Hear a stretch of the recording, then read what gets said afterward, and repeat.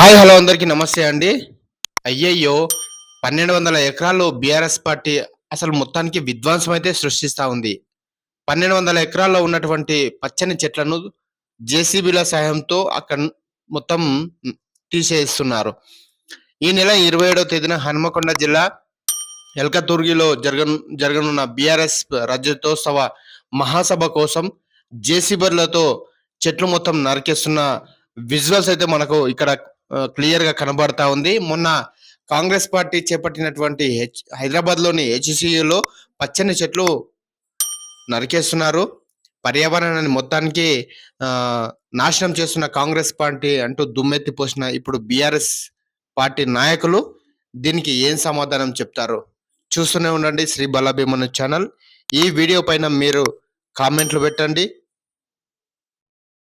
Subscribe చేయండి, like చేయండి.